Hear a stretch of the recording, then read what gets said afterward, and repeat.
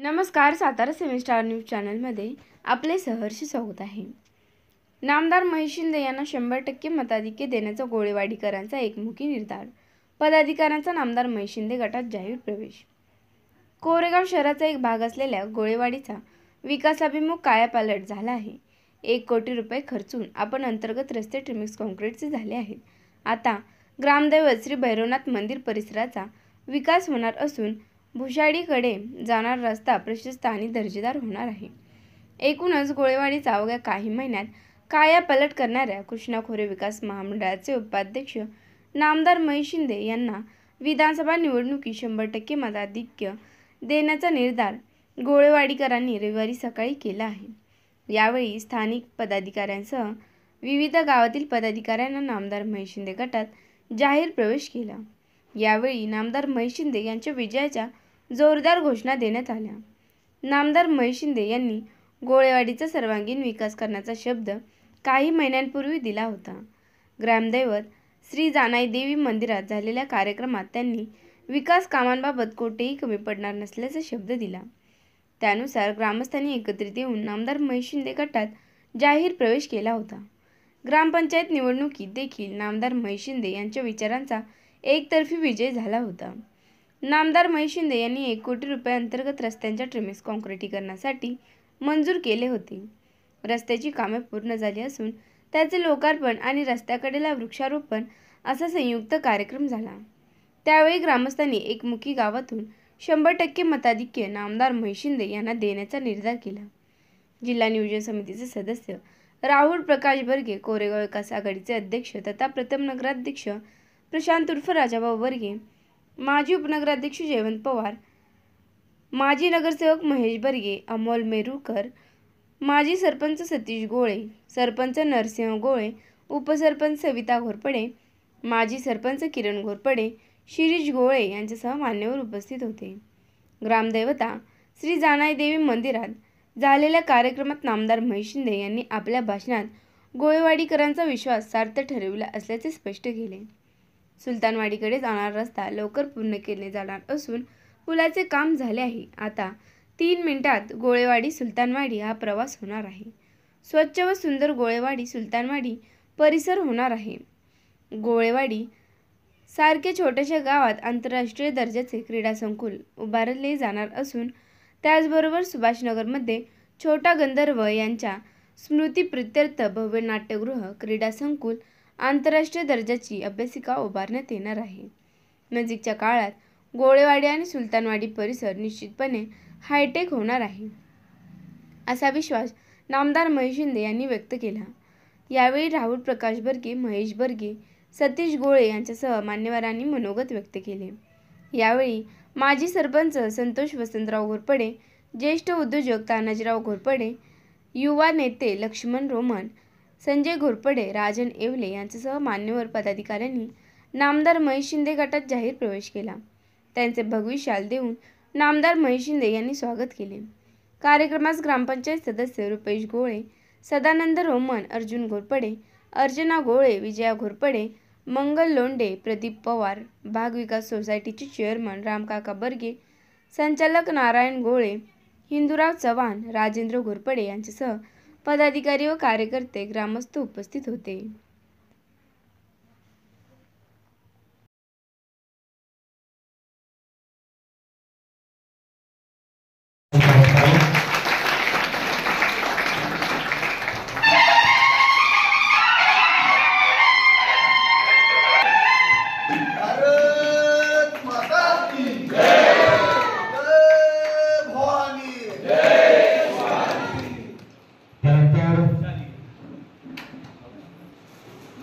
Laxman Roman यांचे या ठिकाणी साहेबांच्या गटामध्ये जाहीर प्रवेश होतो, त्यांचे या ठिकाणी स्वागत करायचे।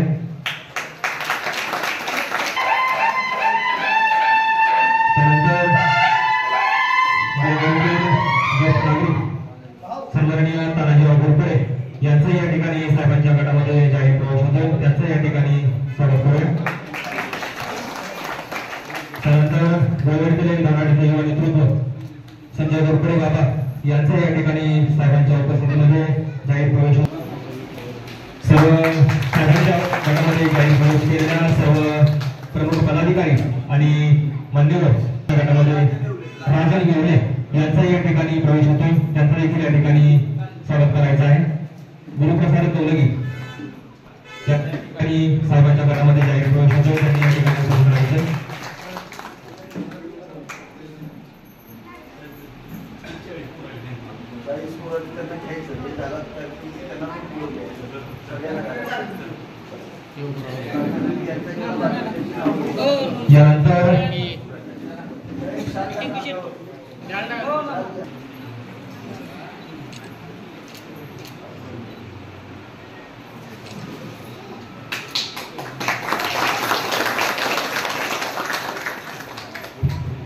यानंतर जिल्हा नियोजन समितीचे सदस्य रामदादा बर्गे त्याचप्रमाणे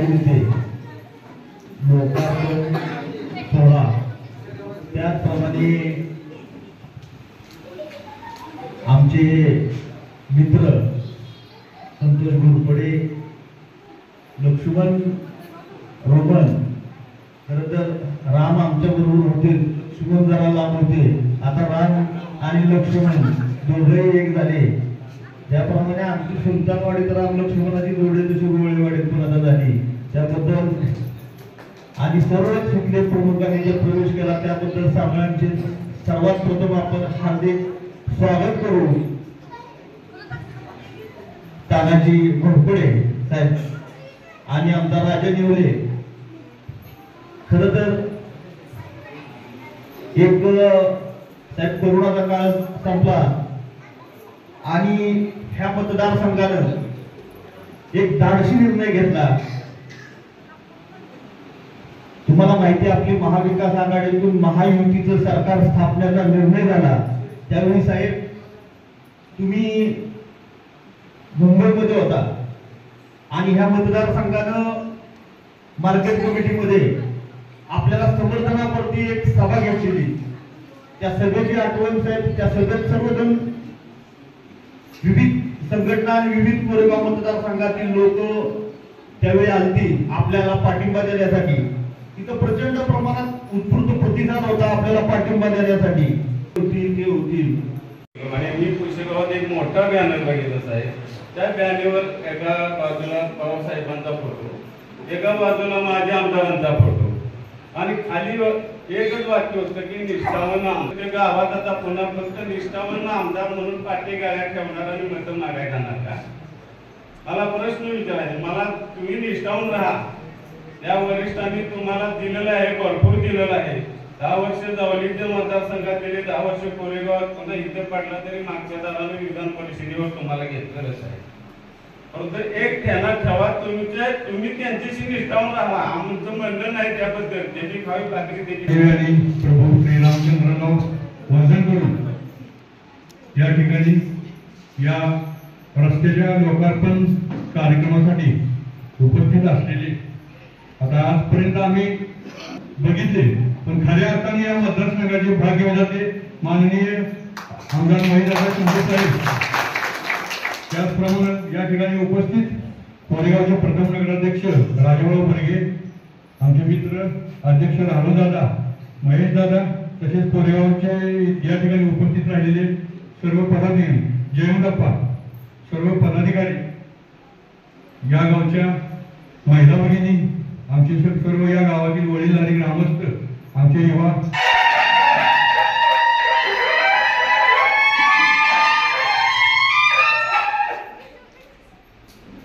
गोळेवाडी गावातील विकास कामांच्या लोकार्पण प्रसंगी आणि ज्यांनी गोळेगाववाडी गावामध्ये राजकीय दृष्ट्या गाव सुंदर होण्यासाठी प्रामाणिकपणे प्रयत्न केले अशा प्रमुख व्यक्तींचा या ठिकाणी भविष्याचा कार्यक्रम. या कार्यक्रमाला उपस्थित असणारे कोरेगावचे प्रथम नगराध्यक्ष, नगर विकास आघाडीचे अध्यक्ष राजाभाऊ बर्गे, जिल्हा नियोजन समितीचे सदस्य माझे सहकारी मित्र राहुलदादा बर्गे, आमचे मान्य उपनगराध्यक्ष आणि विद्यमान नगरसेवक जयवंतप्पा पवार, माजी नगरसेवक महेशजी बर्गे, व्यासपीठावरती उपस्थित असणारे रामकाका वर्गे, सुधीर बापू, आमचे पोपट दादा, आमचे भंडारमाची सरपंच सोमनाथराव, या ठिकाणी या गावचे त्यांनी यापूर्वी प्रवेश केला आणि आज ते गावचं नेतृत्व करतात ते सतीश बापू, टिंकू शेठ आणि सरपंच टिंकू शेठ, उपसरपंच, सर्व सदस्य ज्यांचे आज आपल्याकडे प्रवेश होत आहे ते माजी सरपंच संतोषराव घोरपडे, ज्यांनी खरं तर त्यांचं आयुष्यच आजपर्यंत कोरेगाव तालुक्याचं राजकारण करण्यामध्ये गेलं, समाजकारणामध्ये गेलं, ते आमचे मार्गदर्शक तानाजीराव घोरपडे, ज्यांनी आज संघाचं काम चालू केलं आणि त्यांना खऱ्या अर्थानं स्वतःचं पुढचं भविष्य काय आहे ते त्यांच्यात लक्षात आलं आणि आज पुन्हा एकदा गावाच्या सेवेमध्ये जे येतात ते माझे सगळे मित्र लक्ष्मणराव रोमन, युवा नेते संजयराव घोरपडे, कोरेगावचे चळवळीतील कार्यकर्ते आणि तिथले प्रमुख आमचे राजनजी येवले. खरं तर हा प्रवेश होणं फार अवघड होता, पण राजनजींनी हा निर्णय घेतला, त्यांच्या सर्व सहकार्याने निर्णय घेतला. ह्या 5ही जणांचं मी आज या ठिकाणी मनपूर्वक स्वागत करतो आणि त्यांना शब्द देतो, आपण ज्या उद्देशानं बरोबर आला, ज्या उद्देशानं तुमची इच्छा या मतदारसंघाचा विकास करायची आहे, ते उद्देश 100% आई जानाई देवीच्या कृपेनं 100% पूर्ण होतील हा विश्वास आपणाला देतो. तसेच या ठिकाणी या सोहळ्यासाठी स्पेशली उपस्थित असणारे माझे मार्गदर्शक गटापूरचे प्रल्हादभाऊ केंद्रे आणि शिर्डीचे आमचे सर्वच पार्टी प्रमुख, आमचे गोलेवाड, आमच्या सुलतानवाडीचे सरपंच शहाजीदादा, युवा नेता आमचा राहुल बर्गे, सर्व मान्यवर बंधू आणि भगिनी, आमचा युवा नेता भारतीय जनता पार्टीच्या युवा मोर्चाचा अध्यक्ष आणि सर्व प्रमुख बंधू आणि भगिनी, खऱ्या अर्थानं आजचा दिवस हा कोरेगावच्या राजकारणाला कलाटणी देणारा दिवस म्हणायला काय हरकत नाही.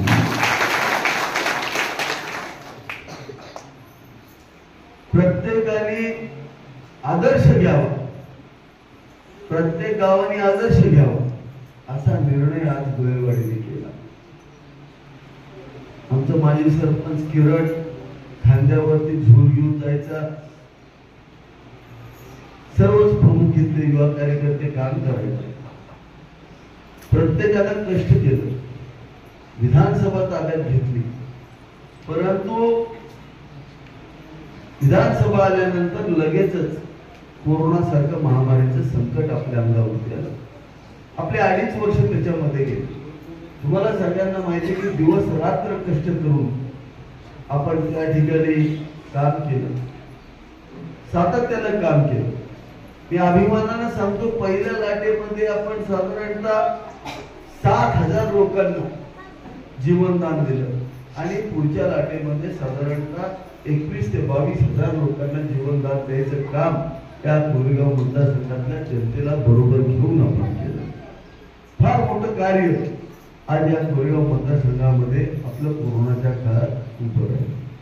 हे सगळं कार्य उभं झालं, परंतु आपण सगळ्यांनी लक्षात घेतलं पाहिजे, त्यावेळेला जे सरकार होतं ते काय सांगायचं, माझं कुटुंब माझी जबाबदारी, शेजारचा मेला तरी चालेल बघू नका, हे सांगायचे की नाही.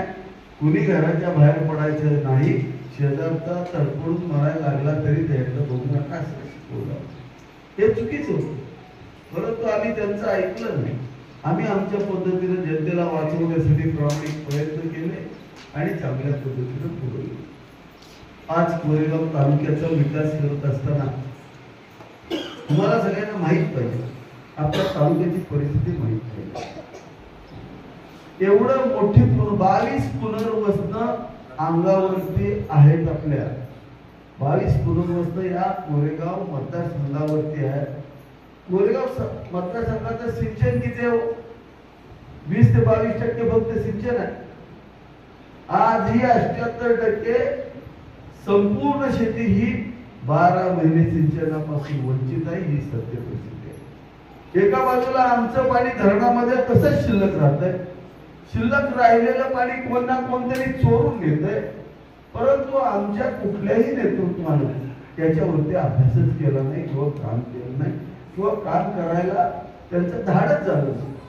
परंतु तुमच्या सगळ्यांच्या साक्षीनं, जानाई देवीच्या साक्षीनं प्रामाणिकपणे या ठिकाणी आम्ही काम केलं आणि तुम्ही त्याचा रिझल्ट पाहताय. ते तर पाणी आणलं, पण त्याच्यापेक्षा पुढे जाऊन या कोरेगाव तालुक्याला 31 जानेवारी 2023 रोजी आदरणीय मुख्यमंत्री एकनाथ शिंदे साहेब आणि उपमुख्यमंत्री देवेंद्र फडणवीस साहेबांच्या नेतृत्वाखाली एक मंत्रिमंडळाच्या बैठकीमध्ये एक निर्णय झाला. त्या दालनामध्ये निर्णय झाला. त्यावेळेला ते दोघच मंत्री होते. त्या निर्णयामध्ये त्यांनी असा निर्णय घेतला, कसल्याही परिस्थितीमध्ये कोरेगाव तालुक्याला वाढीव 2 TMC पाणी देणार. एवढा मोठा निर्णय झाला आणि तिथं खऱ्या अर्थानं कोरेगाव तालुक्यातल्या लोकांचं जीवन बदललं गेलं. आता ते पाणी आलं, आता ते फिरवलं पाहिजे, ते सुप्रमा घेतली पाहिजे. मी अभिमानाने सांगतो, आम्ही केंद्रातल्या सरकारवरती विश्वास ठेवून या ठिकाणी आपल्या सातारा जिल्ह्याचा खासदार हा मोदी साहेबांच्या मांडीला बसून काम करणारा दिला आणि श्रीमंत छत्रपती उदयनराजे भोसलेंना आपण या ठिकाणी निवडून देण्यामध्ये प्रचंड मोठी शक्ती या कोरेगाव तालुक्याला लावली आणि आपण यशस्वी झालो. आज आपण यशस्वी झालो, त्याचा परिणाम काय झाला तुम्ही पहा.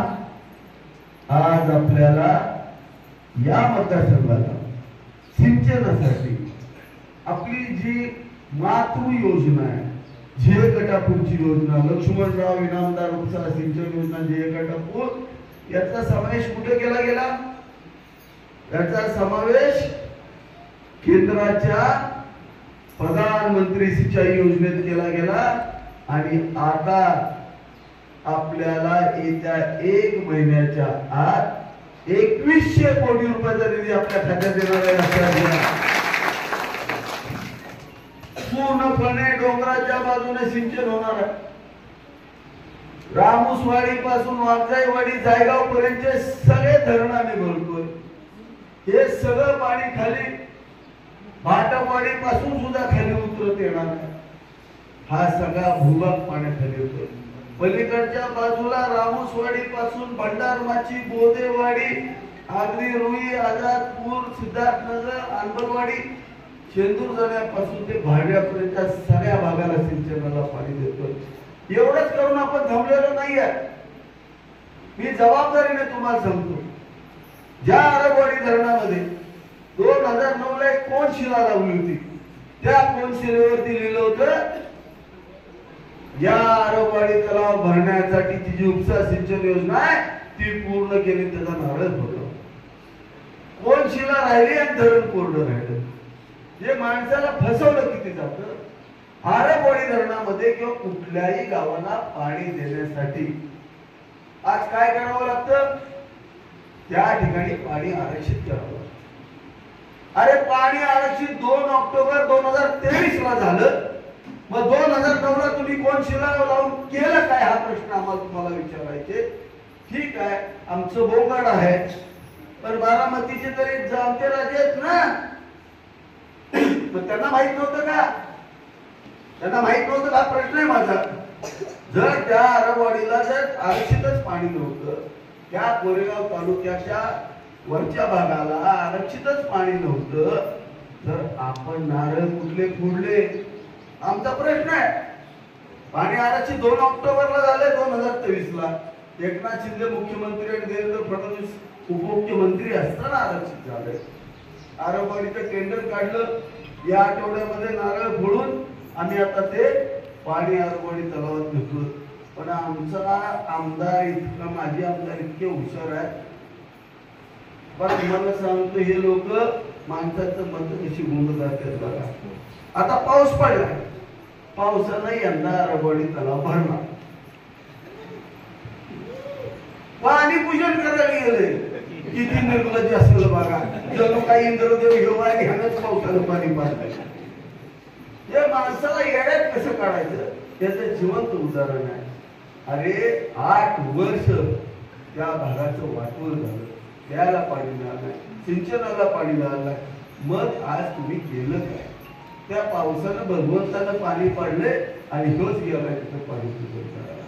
म्हणजे ह्यांना कसं काय मनाला वाटत नाही ह्याच मला आश्चर्य वाटत. आज जात्यात कुठं आम्ही केलेल्या कॉन्क्रीटवरनं जातात आणि आमचीच माफक काढतात. आणि सांगितलं ना मगाशी आपल्या नेते संतोष दादांनी सांगितलं, काय सांगितलं? डांबराव पडला तर कमी मार लागतील, कॉन्क्रीटवर पडल्यावर जास्त मार लागतील. आणि हे मी स्वतः अनुभवलं. अरफल नावाचं गाव तुम्हाला सातारा तालुक्यात माहित असेल. या अरफलला जायचं म्हणलं, तुमचे पाहुणे असतील अरफलला, कधी गेला असाल.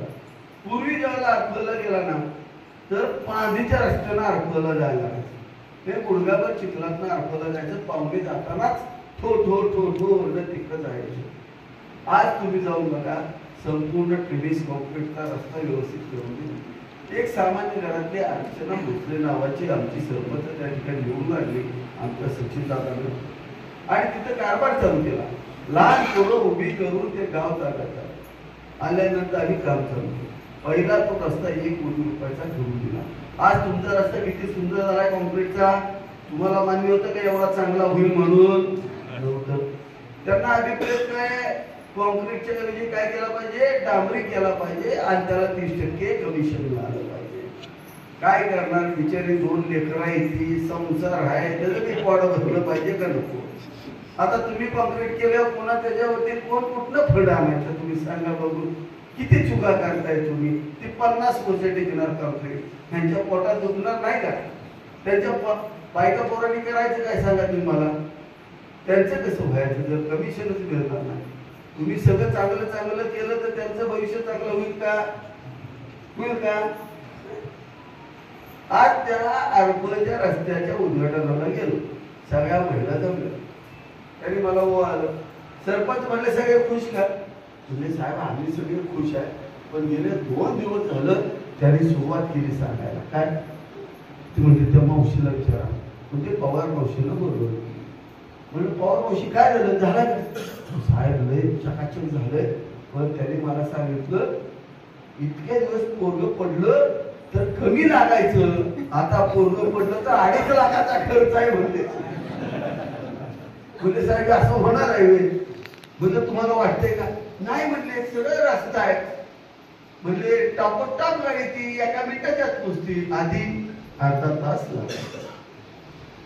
हे माणसं फिरवायची कशी ही त्यांच्याकडून गाडवा गाडीचा धंदा. आता सांगितलं ना, फोन कुणाला करतोय माहितच नाही. जबाबदारीने सांगतो, एक अधिकारी मला भेटले, त्यांनी मला सांगितलं, अहो साहेब मला तिथं बसवायचे. कुणाचाही फोन आला का नाही की माझ्याकडे. महिला बाल विकासचा फोन आला माझ्याकडे, सिंचनचा फोन आला माझ्याकडे, PWDचा फोन आला माझ्याकडे, जिल्हा परिषदेचा फोन आला माझ्याकडे. तिथं स्पीकरला फोन लावणार, अरे गोळेवाडीचा रस्ता ते पटकन करून द्या. हो साहेब मंजूर ते केलाय मी तेवढा करून द्या. हो साहेब आहे की मंजूर, करतोच की म्हणायचं. आणि ही बिघडल्यागत करायची. म्हणजे तुम्ही लक्षात घ्या, ही व्यक्ती स्वतःच्या वरती प्रचंड प्रेम करणाऱ्याला जर फसवत असेल तर ती जनतेला किती फसवेल. आता माझी महिला आमचं सांगितलं, 1 नंबर सांगितलं. हे तुमचा जो पूल आला, आता राम कपाळ आणि बाबू तुम्ही दोघं आला त्या पुलावर सुलतानवाडीत इकडं आला, ते पूल आम्ही टाकल्यानंतर आम्हाला काय कळलं, तू गेलता ना किरण सगळे तुम्ही गेला होता, चिंकू तू गेला होता, सगळी गेला. काय आलं बाबा त्यातनं बाहेर, तुम्हाला सांगतो युवा येत आहे. आम्हाला म्हणले पूल मंजूर करता येणार नाही का? ते म्हणले पूल झालाय. आता पूल झालाय तर दिसत पण नाही, आता करायचं. मी म्हणलं पूल झालाय तर दाखवा. बोलायला कुठं काय पेपरवर झालाय, पैसे निघाले, आता सापडायचं कुठं? म्हणजे ते अनासपुरेच्या पिक्चर मध्ये हिर चोरीला गेली ना, तसा कोळीवाडी सुलतानवाडीचा फुल चोरीला गेला.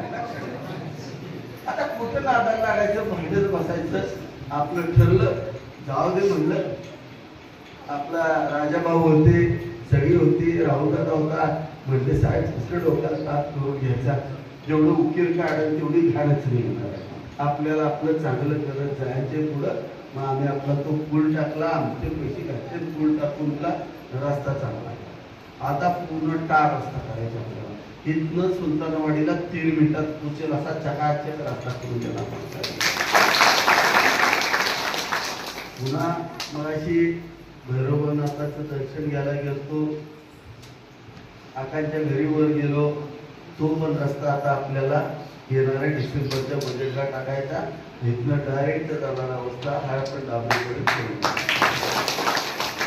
आता सगळ्या गोष्टी करू आपण, पण खऱ्या अर्थानं तुम्ही सगळ्यांनी मनाचा मोठेपणा दाखवतो, पण महत्वाचं काम तर होतच असतात.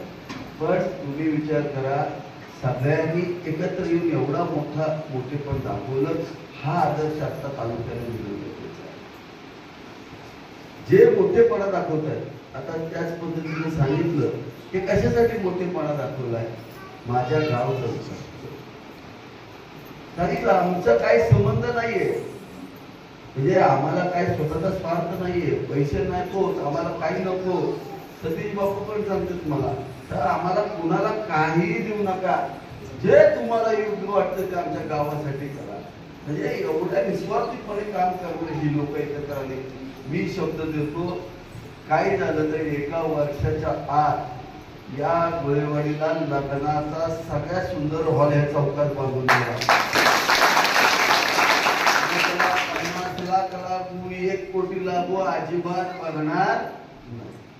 सुंदर असा हॉल बांधून हा चौक तर दगडी करतोय आपण, कोरेगावपेक्षा सुंदर हा चौक करून देतोय, ते तर होणारच आहे. पण गोळेवाडीचं सगळ्यात महत्वाचं काय होणार आहे ते लक्षात घ्या. एक आपण स्पोर्ट्स कॉम्प्लेक्स हे कोरेगावमध्ये 49 कोटीचं उभं करायला सुरुवात केली. त्याचा नारळ त्या आठवड्यात फुटेल आणि कामाला प्रत्यक्षात सुरुवात होईल.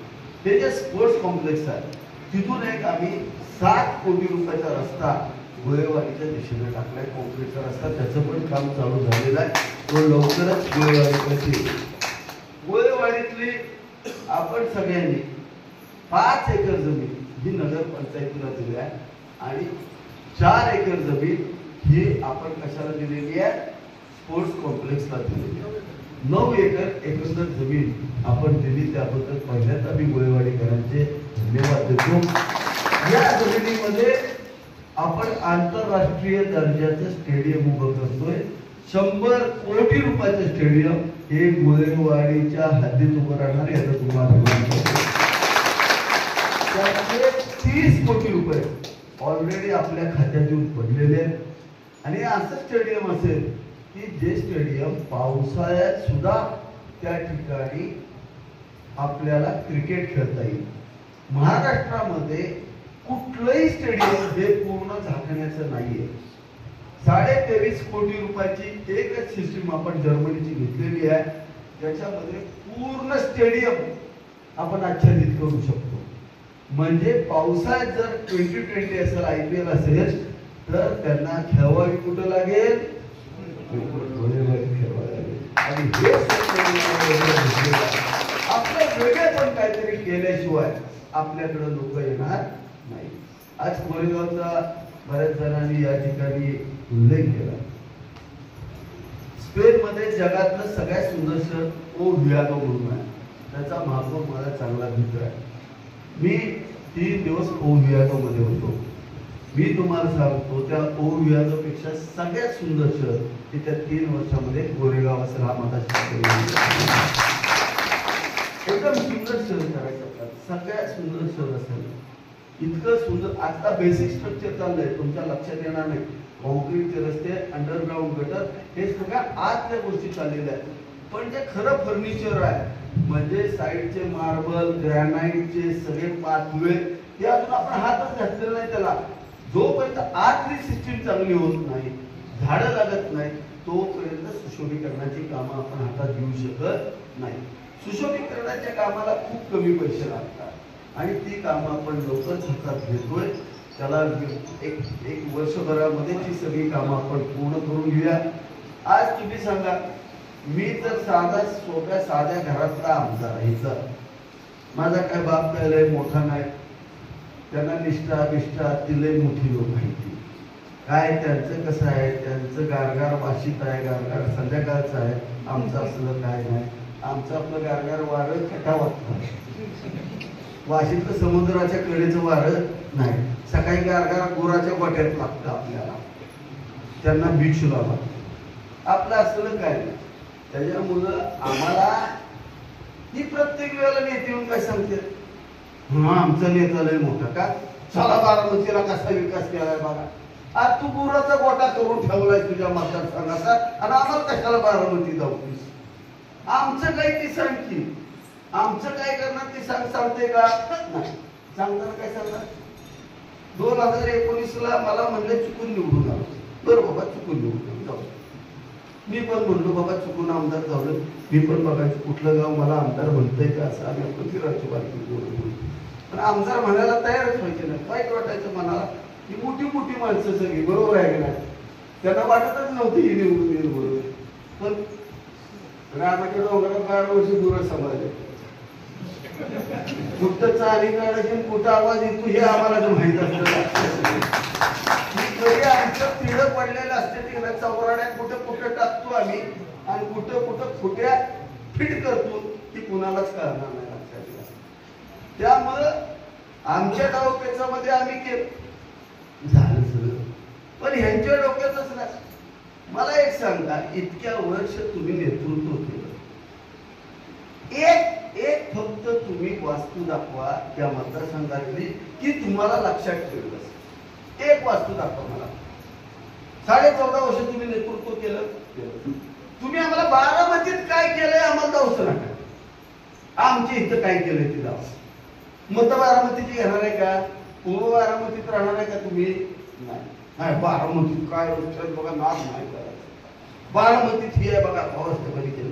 आज त्यांनी त्यांचं केलं, त्यांचं बाजूला आमचं काय, आमचं घंटा काय नाही. आम्हाला काय दिलं, काय मग एक वस्तू दाखवा. आम्ही काय आपली साधी आहे. 2.5 वर्षात आम्ही केलेलं जाऊ का. कोरेगावच्या एंट्रीला राजे हरजी बर्गेचं स्मारक 7.5 कोटीचं चालू आहे, कायमस्वरूपी राहणार आहे की नाही. पुढं आला डाव्या बाजूला आपलं विश्रामगृह बांधायचं चाललंय 15 कोटी रुपयाचं. मला वाटतंय सातारा जिल्ह्यातलं नाही महाराष्ट्रातलं सगळ्यात देखणं. जाऊन बघा, 1 नंबर शेवटचा स्लॅब पडतोय, 1 नंबर गेस्ट हाऊस बांधतोय. त्याच्या पुढे आझाद मंडई चौकात आजपर्यंत जेवण आपण डुकरच असायची, बाकी काय असायचं. माझ्या आमदाराचा कोरेगावात आला की मागचा अशी काढायची. दमदार आमदार वागोबा काय काय तुम्ही म्हणायचं काय तुम्हाला काय काय काय. मला तर असं वाटायचं की जणू काय लय मोठा कोणती इंद्रदेव आलाय का काय. आणि मोठे मोठे विकास काय काय बोलायची काय म्हणजे. जाऊ तिथं आला डाव्या बाजूची मंडई आहे. तर मंडई असली कुठं बघितली पुण्या मुंबईत तुम्ही. आरती मंडई आहे, शेतकऱ्याची भाजीपाला विकायला कसली इमारत बांधली ती जाऊन बघा. तिथनं पुढं आला नदीचा प्रकल्पाकडे जर वर तिकडं पंढरपुराकडे तोल असेल आणि जर पुलावाला डाव्या बाजूला महेश शिंदे आणि उजव्या बाजूला माझे आमदार आहे. एका बाजूला आजी आमदार, दुसऱ्या बाजूला माझे आमदार. उजव्या बाजूला बघितलं तर बाभळीचं काट, अजून काय काय बोलायला लोक सगळी घाणी घाण. डाव्या बाजूला बघा काय चाललंय बघताय ना तुम्ही, चालू आहे नाही. स्पोर्ट्स कॉम्प्लेक्स 49 कोटीचं दिलं, ज्याच्यामध्ये 300 कोटी हे आपले IPS IAS होतील. त्याच्यासाठी acoustic library, digital library, 2-2 lakh रुपयाचे कॉम्प्युटर, 2 लाखाची खुर्ची. विचार करा, 12 कोटीची लायब्ररी बांधतोय आपण. तिथं पोरं बसला 18 तास तरी त्याला ताप झाला नाही. एअर कंडिशन लायब्ररी 300 पोरांना अभ्यासाची बांधतोय आपण. आपल्या मतदारसंघामध्ये तेवढं मोठं व्यक्तिमत्व होऊन गेलं, कला क्षेत्रातलं व्यक्तिमत्व होतं, माळी समाजाची होती. ते लक्षात घ्या, त्याचं नाव होतं छोटा गंधर्व. बरोबर आहे का? त्या छोटा गंधर्वांची यांना आठवण झाली नाही. त्यांना संगीत रातचं एकच माहितीये, की झालं की संगीतच संगीत चालू. त्यांना काय माहितीये? तबला असतो, भजन असतं, पेटी असते. यांना ह्यांचं भजन वेगळंच असतं संध्याकाळचं. तेव्हा त्यांना ह्या गोष्टी माहित नाही, त्याची किंमत नाही. ही आमची संस्कृती. आज ते छोटा गंधर्वांचं सोडा, छोटा गंधर्वांचं केवढं मोठं आपण त्या ठिकाणी एक सुंदर असं नाट्यगृह त्या ठिकाणी बांधले. पलीकडच्या बाजूला 15 पकडी मातीतल्या 15 पकडी मॅटवरच्या 30 पकडी एकावरती चालत एवढी मोठी तालीम बांधतोय. 300 विद्यार्थी मुलं आणि 300 मुली राहतील एवढं मोठं हॉस्टेल बांधतोय. पण हे सगळे पैसे आपल्या महिलांसाठी आणि पुरुषांसाठी वेगळा जलतरण तलाव, स्विमिंग पूल, इंडोर म्हणजे 12 महिने 24 तास तो वापरतील असा इंडोर स्विमिंग पूल मानतो, जो ऑलिम्पिकच्या दर्जाचा. आपल्याला स्टेटच्या नॅशनलच्या सगळ्या स्पर्धा तिथं घेता येतील. तो आता बांधायचं काम त्या ठिकाणी आपण करतोय. ते मी अभिमानाने सांगतो. याचे सगळे पैसे नगरपंचायतीच्या खात्यात येऊन पडले. तुम्ही खोटं बोलत नाही, जाऊन बघू शकता. सगळे पैसे आमच्या खात्यात आहेत. टेंडर झालंय. म्हणजे ह्या सगळ्या गोष्टी कोणासाठी करतोय? आज गरिबाची 600 पोरं तिथं राहणार. कोरेगाव शहर हे आपली राजधानी आहे. सुंदर झाली पाहिजे, स्वच्छ झाली पाहिजे. पण त्याच्या बरोबर आमची गावं सुद्धा कोरेगावच्या थोडी स्वच्छ सुंदर करायचं स्वप्न आम्ही पाहिलं. ते आम्ही आता पूर्ण करतोय. भविष्यामध्ये तुम्ही बघताय खटावचा कारखाना बांधून पूर्ण झालाय.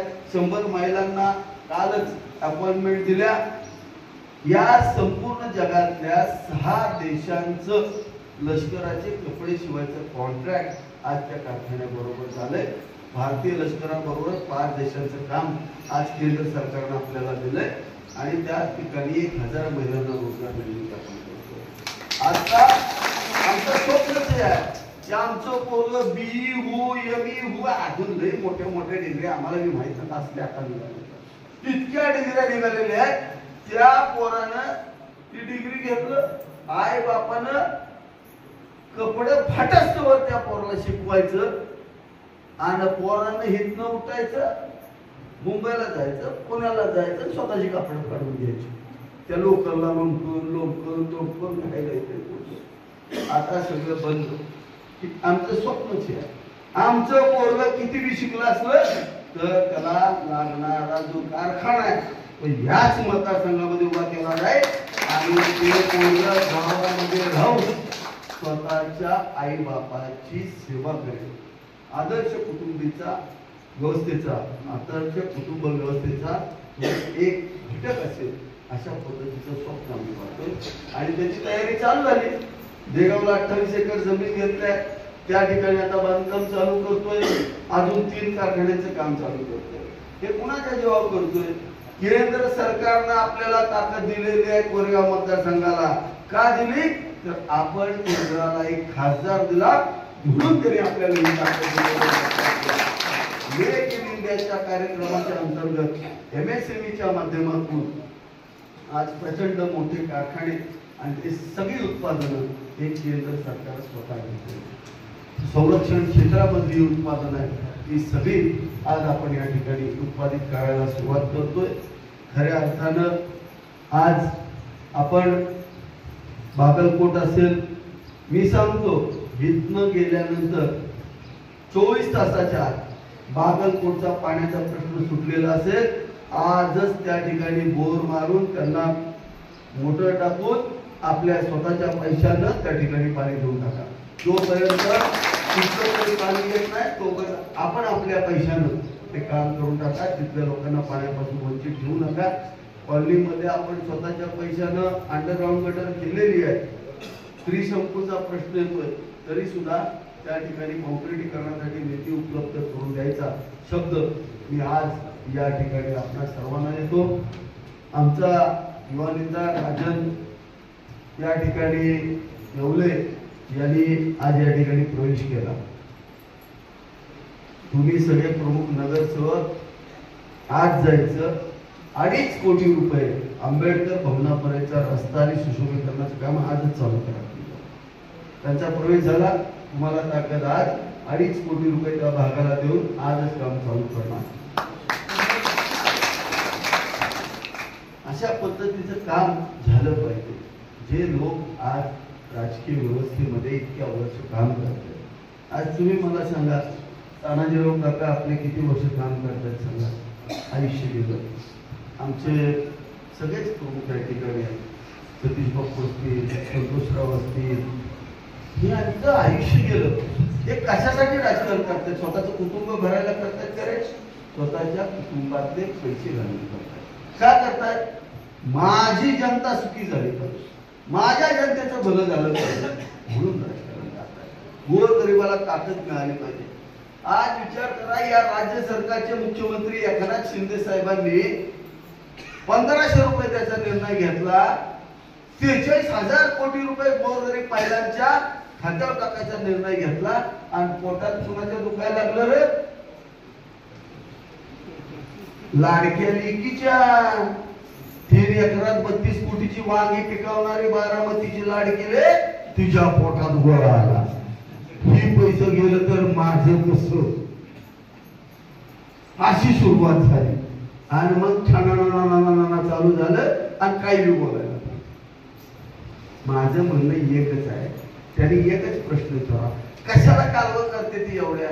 ताई म्हणजे मोठं व्यक्तिमत्व आहे. काय किरकोळ गोष्टी जर अडकून पडल्या तर मलाच काय कळत नाही. 1500 रुपये मध्ये अडकून पडल्या, गोरगरिबाला मिळतात का? बसवलं पाहिजे. त्यांना काय सकाळच्या नाश्त्याला 10 लाख रुपये खर्च होतो. गाडीत बसलं तर कोटभर रुपये, दिवसाला कोटभर रुपये जरी ताईनं खर्चलं ना तर तिच्या 7 पिढे बसून खात्याला एवढं बापानं तिच्या नाव घेतलं. आता काही ताप कशाला करून घेतला? आम्ही गोरगरिबाचं बघतोय ना. त्यांनी एक प्रश्न विचारायला पाहिजे, बाबा जी एकनाथ शिंदेला फडणवीसला आता केलंय ते आपण 30 वर्षात का केलं नाही? कशाला कालवं करते? आपल्या बाबाला घरातच विचार की मागं सोडून जरा कोणपाटी गरज विचारते, बाबा आपण काय केलं? खरं आहे का खोटं आहे? आज आम्ही केलं तर आम्ही नालायक. कशासाठी चाललंय? ही किंवा राजकारण त्यांच्या लई मोठ्याच्या नादाला लागला ना, घराचं वास मोजलं जाते ते लक्षात घ्या. झालं की नाही? बघा लई कंत्राट जरा येते, विचारा की असं घेऊन येते ते. सुनील दादा विचारा त्या दिवशी एखादा घेऊन असतात 63 लाख रुपये माझ्या आमदाराकडे शिल्लक आहे, तो दाखवतो की मोठ्याच्या नादाला लागलं ते आपलं बी जातं. आपलं सामान्य आमच्यासाठी बरोबर असले ना चांगली फेक्ट होती. लक्षात ठेवा, मोठ्याच्या नादाला लागला की घराचं वाटवलं झालं. आपल्या घरावर कधी कर्ज काढतात, आपल्या टांगा कधी मारतात कळत नाही. आणि हाय कुठलं आपलं हाय का?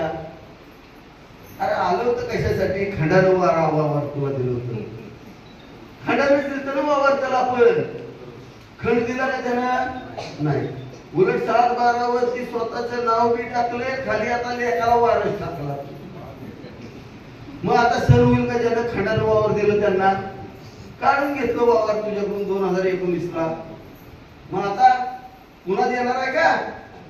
देणार नाही होय. अरे का 10 वर्षाचा खंड ह्यानं दिला नाही आणि आता काय त्याला देऊन तुम्ही देणार नाही? आता राहिले बाजूला सोडून द्या. आता त्याला लई विचार करू नका.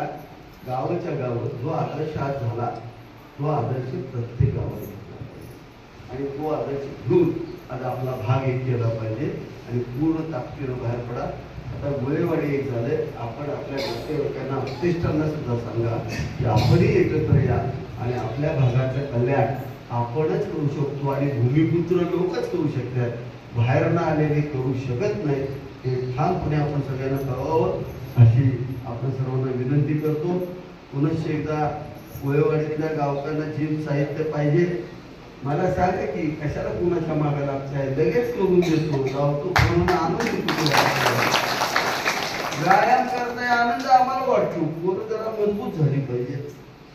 पुन्हा एकदा आमचे माजी सरपंच संतोष दादा, आमचे मार्गदर्शक तानाजीराव घोरपडे आणि युवा नेते लक्ष्मणराव रोमन, संजयराव घोरपडे आणि राजन या सर्वांनी या ठिकाणी त्यांच्या असंख्य कार्यकर्त्यांनी या ठिकाणी प्रवेश घेतला, त्याबद्दल त्यांना धन्यवाद देतो, त्यांचं स्वागत करतो आणि थांबतो. रामकृष्ण.